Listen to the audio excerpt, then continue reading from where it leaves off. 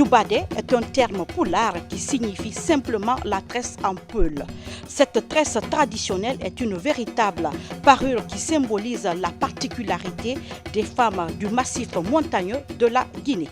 Djoubadé ou la tresse en pays peul, d'autres vertus qui la composent, c'est dans un instant. Djoubadé, ça vous dit quelque chose en pays foutanien. Certes, ça vous dit long, car ce nom poulard désigne une tresse traditionnelle très prisée dans le Fouta Djallon. Elle traduit aussi la beauté physique de la gente féminine à travers les cérémonies de réjouissance populaires, telles que mariage, baptême ou les fêtes. Pour plus d'explications, suivez ce reportage de Farama Magasuba et Fatoumata Ndiaye. La tresse africale, communément appelée en poulard Djoubadé, une spécificité foutanienne. C'est aussi une source de force et un symbole de créativité ancestrale, plein de significations. Africale n'est pas seulement une simple coiffure du Fouta.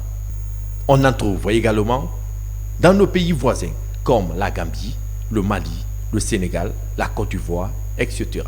Aujourd'hui, cette tresse est utilisée à l'occasion des cérémonies de fête de réjouissance, des défilés et autres. Les tresses là, c'est en quelque sorte une manière de valoriser la culture peul. Avant, il y a de ces femmes qui se tressaient ainsi, c'est quand elles sont excisées. Maintenant, pour la fête de l'excision, quand elles sont vraiment rétablies, cette fête-là, il y a de ces femmes qui se tressent ainsi. D'autres aussi qui se tressent le jour de leur mariage. Et le jour d'aujourd'hui, il y a de ces filles qui se tressent juste pour se dire que, parce que c'est quelque chose qui est originaire des Peuls. Il y a de ces vieilles qui se tressent ainsi. Ils ne tressent pas le milieu, mais il y a deux côtés juste qu'ils font descendre ici.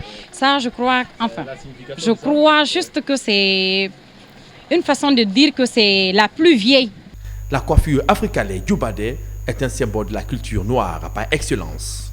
Depuis le temps immémorial, le tressage des cheveux a une longue histoire d'innovation et d'adaptation de la communauté noire, plus particulièrement celle des Peuls de la Guinée. Elle s'identifie bien de par son style de tresse.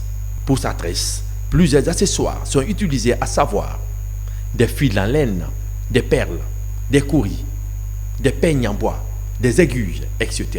Il y a d'autres personnes qui utilisent les cauris, il y a certains aussi qui utilisent des pièces de monnaie qui sont percées. Il y a certains qui le font juste pour la beauté. D'autres se tressent juste simplement avec leurs cheveux. Il y a comme celle-là en fait.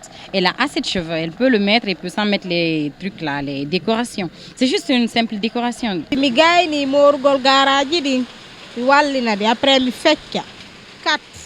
Quand je finis de réunir les accessoires comme le fil à laine et autres, je trace 4 lignes sur la tête à l'aide d'un peigne en bois. Je mets ensuite les perles et les cauris sur la tête. Je couds le tout à l'aide d'une aiguille.